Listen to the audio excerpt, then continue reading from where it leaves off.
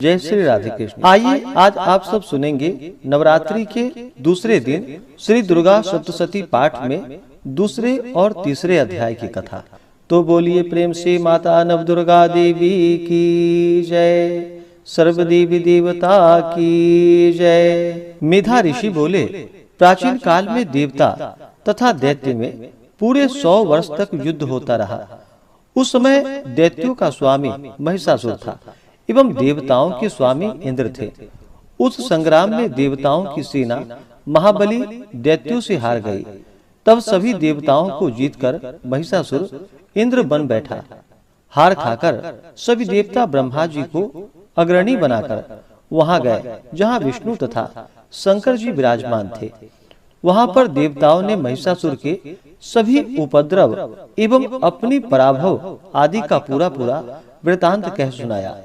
उन्होंने कहा कि महिषासुर ने तो सूर्य, अग्नि, पवन, चंद्रमा, यम तथा वरुण इस प्रकार अन्य सभी देवताओं के अधिकार छीन लिए। स्वयं ही सबका अधिष्ठाता बन बैठा है। उसने सभी देवताओं को स्वर्ग से निकाल दिया। महिषासुर महादुरात्मा है। देवता पृथ्वी पर मृतकों की भांति विचर रहे हैं। हे प्रभु, अब हम लोग आपकी शरण में आए हैं। उसके वध का कोई उपाय विचार कीजिए। इस प्रकार मधुसूदन तथा महादेव जी ने देवताओं के वचन सुने। क्रोध से उनकी भौहें तन गई। तब भगवान विष्णु के मुख से एक महान तेज प्रकट हुआ। इसी प्रकार ब्रह्मा तथा शंकर के मुख से भी तेज प्रकट हुआ। दूसरे इंद्र आदि देवताओं के शरीर से महान तेज प्रकट हो आया। सभी तेज मिलकर एक हो गए। वह तेजपुंज इतना उग्र था जैसे कि जलता हुआ पर्वत हो। देवताओं ने देखा कि उसकी ज्वालाएं सभी दिशाओं में फैल रही है। जब वह एक हुआ तो नारी के रूप में आ गया। उसके प्रकाश से तीनों लोक भर आया। महादेव जी के तेज से उसका मुख प्रकट हुआ। यम के तेज से उनके केश हुए। विष्णु के तेज से उस देवी की भुजाएं प्रकट हुई।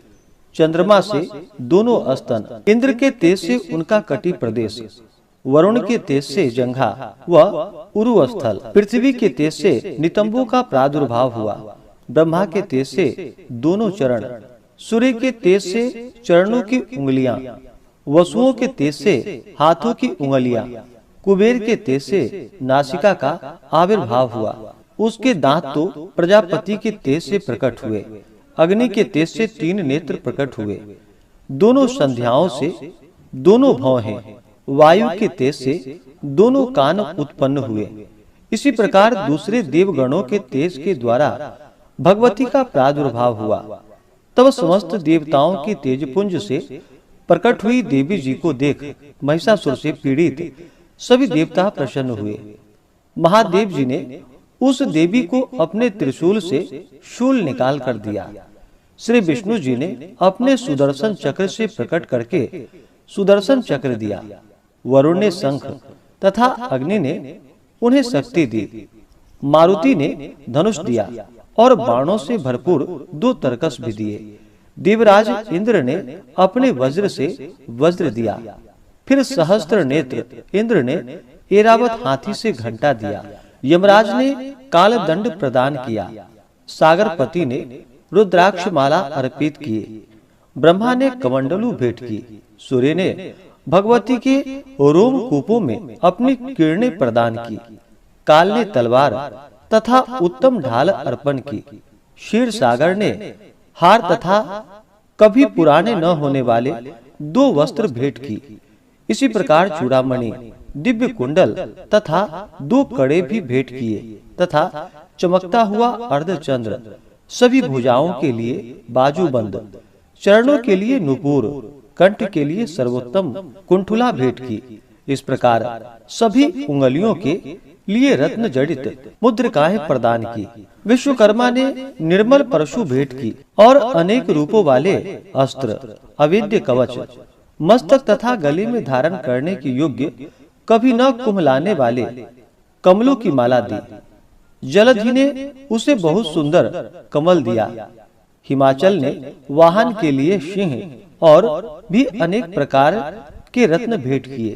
कुबेर ने सुरापूर्ण पात्र भेंट की। सभी नागों के स्वामी शेष जी ने महामणियों से सुशोभित नागहार दिया, जो शेष जी इस पृथ्वी को धारण किए हैं। इसी प्रकार दूसरे देवताओं ने भी भूषण तथा आयुधों के द्वारा देवी जी का सत्कार किया। तब तो भगवती ने अट्टहास करके ऊंचे स्वर से गर्जना की। उसके भयानक नाद से सारा आकाश भर गया। तब देवगण प्रसन्न होकर उस सिंह वाहिनी देवी का जय जयकार करने लगे। मुनियों ने भक्ति भाव से नर्म होकर देवी जी की स्तुति की। इधर देवताओं के शत्रुओं ने जब सारे त्रिलोक को क्षोभग्रस्त देखा, तब तो वे अपनी सारी सेना को कवच आदि से तैयार कराकर अस्त्र शस्त्र लेकर झट उठ खड़े हुए। महिषासुर क्रोध में आकर बोला, अरे यह क्या हो रहा है? इतना कहकर सभी दैत्यों के साथ गिरकर उस सिंहनाद की ओर भागा। वहां जाकर उसने तीनों लोकों को अपने तेज से प्रकाशित करते हुए देवी को देखा, जिस देवी के चरणों के भार से पृथ्वी दबी जा रही थी। माथे के किरीट मुकुट से आकाश पर रेखाएं पड़ती जा रही थी। उसके धनुष की टंकार से सातों पाताल क्षोभग्रस्त थे। हजारों भुजाओं से सभी दिशाओं को ढांपकर देवी खड़ी हुई थी।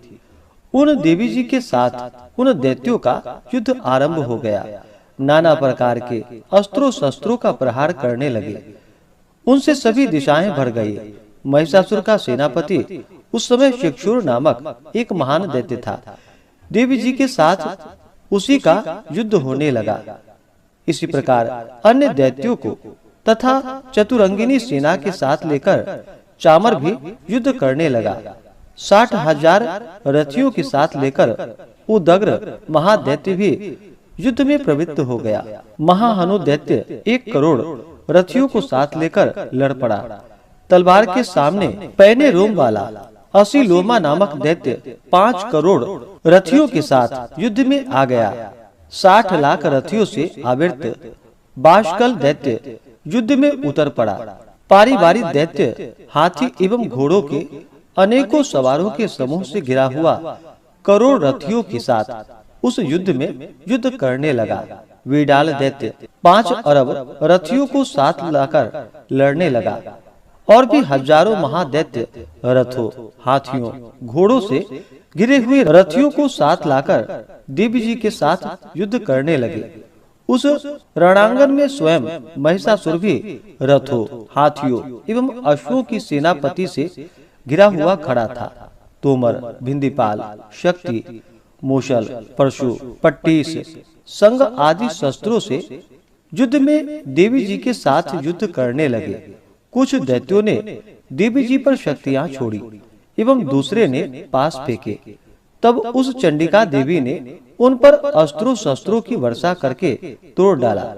इधर देवी जी का वाहन सिंह भी क्रोध में आ गया। अपनी गर्दन के बाल हिलाता हुआ दैत्यों की सेना में इस प्रकार घूमने लगा जैसे कि वन में अग्नि फैलती जा रही हो। उस युद्ध भूमि में युद्ध करती हुई अंबिका ने जितने श्वास छोड़े वे ही झटपट सैकड़ों हजारों गणों के रूप में परिणित हो गए। प्रकट होकर उन गणों ने खड्ग, भिंदीपाल, परशु, पट्टीस आदि शस्त्रों से युद्ध आरंभ कर दिया। देवी जी की शक्ति से वृद्धि पाकर वे गण दैत्यों का नाश करने लगे। साथ में दूसरे गण नगारे, शंख आदि बजाने लगे। महती प्रसन्नता देने वाले उस युद्ध रूप उत्साह में कुछ एक ने मृदंग बजाए। तभी देवी जी ने त्रिशूल, गदा और शक्तियों की वर्षा से तलवार आदि शस्त्रों से सैकड़ों महान असुरों को मार डाला। दूसरे कितने एक दैत्यों को घंटे के भयनाद से मूर्छित करके मारकर गिरा दिया। मरे दैत्यों को पास से बांधकर पृथ्वी पर घसीट डाला। कितने तो गदा की चोट से घायल होकर पृथ्वी पर सो गए। मुशलों के प्रहार से कई एक रुधिर वमन करने लगे एवं कई एक शूल द्वारा वक्षः स्थल फट जाने से पृथ्वी पर पड़ गए। कितने एक दैत्य बाणों की वर्षा द्वारा युद्ध भूमि में काट गिराए। शेन, बाज, पक्षी की भांति आक्रमण करने वाले देव शत्रु दैत्य प्राण छोड़ने लगे। कितने दैत्य की भुजाएं कट गई, दैत्यों की गिरवा छिन्न भिन्न हो गई, कई दैत्यों के सिर कट गए, दूसरे मध्य में विदीर्ण हो गए, कुछ की जंघाएं कट गई और पृथ्वी पर गिर गए, और कुछ एक दैत्यों को तो एक भुजा, एक आंख, एक पांव वाला करके दो दो टुकड़े कर डाले। मार मार कर गिराया हुए रथों, हाथियों, घोड़ों एवं असुरों की लाशों के द्वारा जहाँ महायुद्ध हो रहा था, वहाँ की पृथ्वी इस प्रकार भर गई कि वहाँ आना जाना कठिन हो गया। वहाँ सेना एवं असुरों के रुधिर की बड़ी बड़ी नदियां बहने लगी। जगदम्बा जी ने एक क्षण में ही दैत्यों की सारी सेना का इस प्रकार नाश कर दिया, जैसे कि लकड़ियों के बड़े ढेर को अग्नि जला देती है। देवी का वाहन सिंह अपने बालों को छटकारता हुआ, बड़ी गर्जना करता हुआ, दैत्यों के शरीर से मानो प्राण ही चुन रहा हो, इस प्रकार घूमने लगा। देवी जी के उन गणों ने महाअसुरों के साथ बड़ा युद्ध किया, जिससे देवता प्रसन्न होकर आकाश से पुष्पों की वर्षा करने लगे। इस प्रकार से श्री दुर्गा सप्तशती में दूसरे अध्याय की कथा पूर्ण हुई। तो बोलिए प्रेम से माता दुर्गा की जय। अब सुनते हैं तीसरे अध्याय की कथा। ऋषि बोले, महाअसुर चक्षुर सेनापति ने जब यह देखा कि यह सेना तो इस प्रकार मारी जा रही है, तब उसे बड़ा क्रोध उत्पन्न हो गया। स्वयं ही अंबिका के साथ युद्ध करने चल पड़ा। युद्ध में जाकर उसने देवी जी पर बाणों की इस प्रकार वर्षा की, जैसे मेघ सुमेरु पर्वत की चोटी पर जलधारा वर्षा कर रहा हो। तब देवी ने उसके बाण समूह को खेल खेल में ही काट दिया। फिर बाणों द्वारा उसके सारथी और घोड़ों को मार डाला। फिर झटपट उसका धनुष और ऊंची लहराती ध्वजा काटकर गिरा दी। जब उसका धनुष कट चुका, तब अपने बाणों से उसके अंग बींध डाले, जिससे सारथी एवं घोड़े मर चुके थे और धनुष भी कट चुका था। तब वह बिना रथ के पैदल ही तलवार ढाल लेकर देवी की ओर दौड़ा। तेज तलवार से सिंह पर प्रहार कर दिया। फिर देवी जी की वाम भुजा पर बड़े जोर से प्रहार किया। हे राजन, ज्यों ही उसकी तलवार देवी की भुजा पर पहुंची, त्यों ही टूट गई। फिर तो असुरों ने क्रोध से आंखें लाल करके शूल पकड़ लिया। भद्रकाली जी पर उस दैत्यों ने वह शूल डाल दिया। वह शूल इस प्रकार चमका जैसे कि आकाश से सूर्य मंडल गिर रहा हो। देवी जी ने अपनी ओर आते हुए शूल को देखकर उस पर अपना शूल चला दिया, जिससे उस शूल के सैकड़ों टुकड़े हो गए। साथ में उससे चक्षुर महादैत्य के प्राण भी निकल गए। जब महिषासुर का बलवान सेनापति मर गया, तब देव शत्रु चामर हाथी पर सवार होकर आ पहुंचा। आते ही उसने अंबिका देवी पर शक्ति का प्रहार कर दिया। श्री देवी जी ने हुंकार द्वारा ही मारकर तेजहीन कर उसे नीचे गिरा दिया। अपने शक्ति को गिरा हुआ देखकर चामर को बड़ा क्रोध आ गया। उसने शूल का प्रहार कर दिया। शूल को भी देवी जी ने बाणों द्वारा टुकड़े टुकड़े कर डाले। तब सिंह भी उछलकर हाथी के मस्तक पर चढ़ बैठा। तब फिर दैत्यों के साथ भुजा युद्ध करने लगा। वे दोनों परस्पर लड़ते लड़ते उस हाथी से नीचे पृथ्वी पर आ गए। भयंकर प्रहारों से परस्पर युद्ध करने लगे। तब बड़े वेग से सिंह ऊपर को उछला। ऊपर आकाश से नीचे की ओर गिरते गिरते पंजों के प्रहार से दैत्य चामर का सिर धड़ से पृथक कर डाला। देवी जी ने शिला एवं वृक्ष आदि से युद्ध में उदग्र को मार डाला। फिर कराल को भी दांतों, मुक्कों एवं थप्पड़ों के प्रहार से मार गिराया। क्रोध परिपूर्ण देवी ने गदा की चोटों से उद्धत को चूर चूर कर दिया। भिंदीपाल शस्त्र द्वारा, बाष्कल बाणों द्वारा अंधक एवं ताम्र को यमधाम शीघ्र भेज दिया। तीन नेत्र धारिणी परमेश्वरी ने उग्राश्य, उग्रवीर्य, महाहनु नाम के दैत्यों को त्रिशूल द्वारा मार दिया। तलवार से बिडाल का सिर धड़ से अलग कर दिया। दुर्धर, दुर्मुख इन दोनों को बाणों द्वारा यमपुरी पहुंचा दिया। इस प्रकार अपनी सेना का नाश होता देखकर भैंस का रूप बनाकर महिषासुर देवी के गणों को डराने लगा। कुछ एक गणों पर अपने थुथनों से प्रहार कर दिया, दूसरों पर खुरों से प्रहार करने लगा। किन्हीं को पूंछ से तोड़ा तो दूसरों को सिंगों से फाड़ा। कुछ एक को वेग द्वारा, दूसरों को सिंहनाद द्वारा घूमने से, अन्यों को श्वास वायु द्वारा पृथ्वी पर गिराया। इस प्रकार देवी सेना को गिराकर वह महिष सिंह की ओर झपटा। ज्यों ही सिंह को मारने लगा त्यों ही जगदम्बा को बड़ा क्रोध उत्पन्न हुआ। इधर महापराक्रमी महिष भी क्रोध से पृथ्वी तल को अपने खुरों से खोदने लगा। फिर अपने सिंघों से ऊंचे ऊंचे पहाड़ उठाकर फेंकने लगा। साथ में गर्जने लगा। वेग के साथ घूमने पर पृथ्वी शुद्ध होकर फटने लगी। उससे पूंछ से समुद्र पर प्रहार किया, जिससे शुद्ध होकर समुद्र और पृथ्वी को चारों ओर से डुबाने लगा। चलायमान होते हुए सिंह के द्वारा छिन्न भिन्न हुए बादल टुकड़े टुकड़े हो गए। उसके श्वासों की कठोर वायु से उड़ते सैकड़ों पर्वत आकाश से गिरने लगे। इस प्रकार क्रोधपूर्ण उस महादैत्य को अपनी ओर आता देखकर चंडिका उसे मारने के लिए क्रोध में आ गई। कुपित चंडिका ने उसकी ओर पाश फेंका और उसके द्वारा उस दैत्य को बांध लिया। तब तो उस महायुद्ध में बंधे हुए उस दैत्य ने अपना महिष भैंस के रूप को त्याग दिया, झटपट सिंह के रूप में आ गया। जो ही चंडिका उसका सिर काटने लगी, तब तो वह तलवार हाथ में लिए पुरुष दिखाई देने लगा। तब शीघ्रता से तलवार ढाल वाले उस पुरुष को अपने बाणों से देवी ने बींध डाला। तब वह एक बड़ा हाथी हो गया।